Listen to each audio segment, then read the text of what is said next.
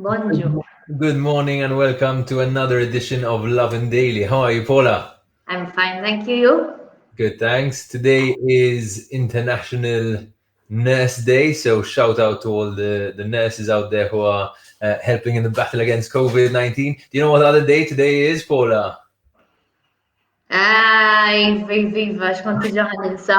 Illum suppost kulħadd qudiem it-television biex naraw lil Destiny. Ekku, Imma l-ewwel darba f'ma nafx kemm il-sena li pajjiżna mhux ħajesperjenza il-happiness jew id-dwejja sejħilha kif trid tal-Eurovision. Suppost kont CRM, I was meant to be at the Eurovision covering it this year. But anyway, so let's get through the headlines of today. So first of all, we had a curious case yesterday of Yorgen Fenech, the man accused of killing Daphne Caruana Galizia, filing a constitutional case against Malta's health sweetheart, Charmaine Gauci.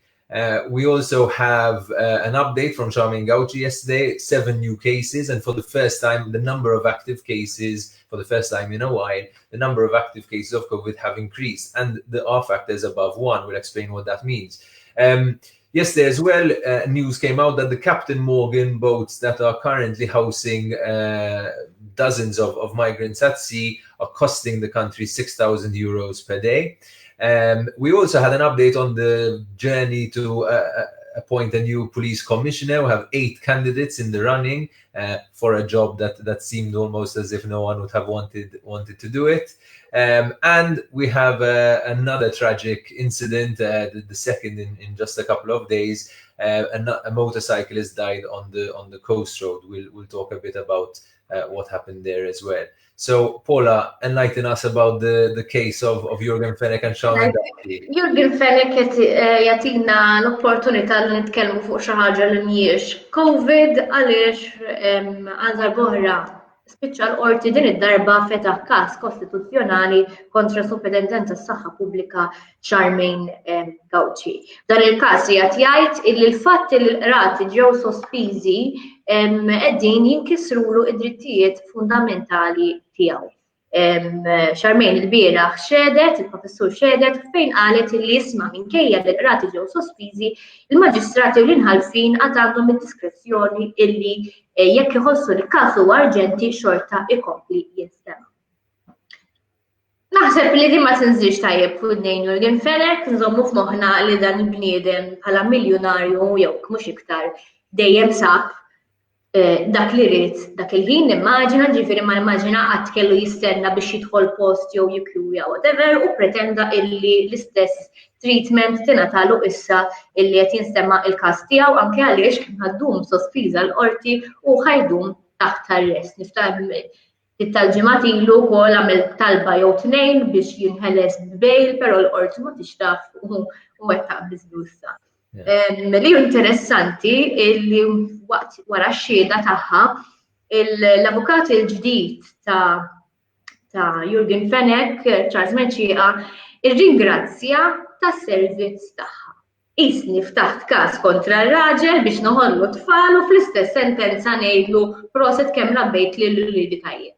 Well, I guess it's not to that extent, because all Charmaine is doing is giving the health rules. But I think what's interesting as well is that Edward Zamit Lewis, the Justice Minister, was on COVID calls last week, and he spoke a bit about how urgently court needed to be reopened and how he believes that at least maybe 2 courtrooms would be enough to start things going properly again, and also a message to magistrates and judges to that he hoped that they used this time and are using this time appropriately to close a number of cases that have been pending. Now they've got all this time on their hands. It might make sense to when court reopens, we'll start to see a lot of cases reopen. Obviously, Charles, you mentioned Charles Meċieqa. I know you're a lawyer. I know you're about his age. Didn't you know him at all? What's he like? Charles, Charles konna fl-istess kors tal-liġi. He's a very bright lawyer. Jekk nista' nagħti daqsxejn insight tiegħu. Huwa bniedem ambizzjuż ukoll għalkemm il-mossa li jagħmel illi telaq mill-Uffiċċju tal-Avukat Ġenerali ma naħsibx li la jikber ħajħares lura li jgħid bravura għamilt għaliex ismu ħajibqa' mtebba jrid jew ma jridx bil-headlines kollha. Irridu nifhmu li meta tkun avukat u jogħġbok il-kriminal l-aqwa post tista' tmur biex titgħallem huwa l-uffiċċju tal-Avukat Ġenerali. Però tistennix li ħatinfaqa' flus jew li ħajkollok xi rikonoxximent u ħaj tistemma kemm inti avukat bravu. Nimmaġina li dawn huma xi affarijiet li ġelu lil Charles jitlaq mill-uffiċċju tal-Avukat Ġenerali ma then again ma setax jagħmilha mod qar milli jagħmilha. Naħseb la nikbru nħarsu lura u ngħidu tipo no go. Imma bħalissa hija taħt attakk anke mill-Kunsill tal-Ewropa ħanaraw x'reperkussjonijiet ser ikun hemm fuq l-AG forsi wieħed jara l-kuntratti tal-avukati jitlu mal-AG ikunu daqsxejn iktar riġidi, forsi titjibilhom il-paga jekk din il-problema jsir li għandu bżonn għaliex nemmen illi l-istat għandu bżonn jattratta l-aqwa avukati biex pajjiżna ssirilha ġustizzja. Jekk dak mhux il-każ bħalissa għandha tieħed azzjoni. And especially on this case, so much pressure and scrutiny on Malta's ability to deliver justice appropriately. I think this was a big stain on the case. Let's move on to the COVID updates of yesterday. So Charmaine Gauci yesterday told us that there were 7 new positive cases and only 1 recovery, which means that the number of active cases has risen for the first time in almost a month, where now there are 64 active cases. Also, yesterday was the time that Malta exceeded 500 total cases so far, so 503 to be exact. And I think one thing that's a bit concerning, even though the 7 cases, many of them were related to other cases that had been identified, so they were sort of part of a cluster. It's interesting that only 778 tests were carried out on Sunday. So we know that Sunday typically attracts fewer people for swabbing, but 7 cases out of 778 tests is potentially of concern. Having said that, even though Malta's rate of R-factor rate of transmission is above 1, Charmaine Gauci said that this doesn't mean that the easing of restrictions will stop. So we need to continue following the situation over the next coming days and weeks, and hopefully this will be managed appropriately in terms of when to further ease the restrictions. So that's all we have for an update on the COVID situation. Yesterday we also had some information about the Captain Morgan cruises, right? Fil-fatt minn mistoqsija parlamentari rriżulta li pajjiżna qed iħallas 3,000 euro, 3,000 euro every day kull jum għal kull dajsa tal-Captain Morgan li qed iżżomm l-immigranti. Ġifieri b'kollox pajjiżna ikollu spiża ta' 6,000 euro biex jinżammew dal-immigranti li s'issa hemm 160 immigrant abbord daw il-vapuri tal-Captain Morgan. Tajjeb li ngħidu li pajjiżna qed jipprova japplika l-fondi Ewropej biex nagħmlu tajjeb għal din l-ispiża, se naraw jekk li huwa inqas jekk ma tridx iċċedi u tieħu xi immigranti jekk toħorġilniex inqas il-flus ta' din l-ispiża qed nagħmlu mill-butna. Tajjeb li nfakru li dawn l-immigranti ilhom fuq il-Captain Morgan mill-ewwel ta' Mejju, jekk ħajkomplu jiżdiedu naħseb ħanispiċċaw bi flotta sħiħa, però jidher li ma ċemċaq li fejn jidħol li hu. U nerġa' nsemmi l-Papa għadu ma rispondini xanqas. I mean, first of all, let's talk about let's remember the human reality over here. So these migrants were, after being whatever they experienced in Libya, we know that Libya is not a great place for migrants. After that, they got onto a boat to their journey in the Mediterranean Sea, and now they've spent at least almost another 2 weeks on these other boats. So it must be just a very, very strange situation on board and very difficult situation. Obviously, Malta is really pushing to be able to use this case as an example.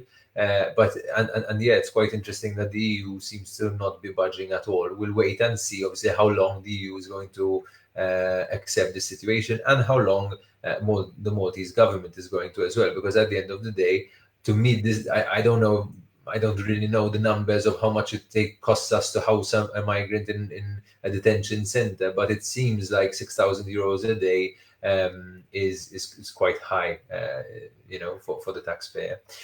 Moving on to the next story, we had this long journey to choose a police commissioner. Last January, the police commissioner resigned shortly after Robert Abela became prime minister, and a process was triggered to choose a new commissioner. What happened yesterday is that the deadline for applications has closed, and we have at least 8 people who have told the media that they have applied to become the next police commissioner. These include 2 women, lawyer Mary Muscat and Assistant Commissioner Alexandra Mamo, a number of other lawyers, Herman Mula, Frankie Samut, and a number of other police inspectors, Robert Vella, Jonathan Runsley, legal procurator Sandro Camilleri, a very vocal and rather flamboyant as well policeman who defends the rights of policemen in the police union, and Angelo Gaffar, the current police CEO. So now what you need to know about this process is that now the Public Service Commission will examine these candidates and a 4-year plan that each of them have been asked to create. The Public Service Commissioner will shortlist 2 candidates and will give that to the Prime Minister. The Prime Minister will choose from these 2 candidates, and the new commissioner, before being appointed, will be grilled by Parliament. The Prime Minister hopes that the selected candidate will have the faith as well of the opposition. Remember that there was a big discussion about whether the next police commissioner should be appointed by 2/3 majority in Parliament, something that Robert Abela's rival Chris Fenn had proposed, and something that the Nationalist Party had been proposing for years. We'll see, I guess, in the coming days and weeks, who of these 8 is going to be the person with this possibly thankless job. What do you make of the job? Interessanti, naħseb il-lista ta' nies li sottomettew ruhom hija interessanti għaliex għandek taħlita ta' ħafna karattri illi karattru ta' min imexxi naħseb jiddetermina fejn ħajmur il-korp tal-pulizija. Huwa sorprendenti li kien hemm daqshekk nies li applikaw fid-dawl li naħseb il-pulizija mhijiex qiegħda fl-aħjar stat tagħha, kemm ir-reputazzjoni tagħha fuq skala nazzjonali wara dak il-każ tal-pulizija tat-traffiku li għadu għaddej, li potenzjalment jesponi wrongdoings oħra fil-korp tal-pulizija, ġifieri min ħajitla ħajkollu għadma ibsa biex jerġa' iġib il-korp tal-pulizija jagħmlu shake-up u jarġa' jġib ir-rispett f'għajnejn il-pubbliku. U dak fl-istess waqt li hemm diversi każijiet kbar sensittivi għaddejjin li jridu jingħalqu.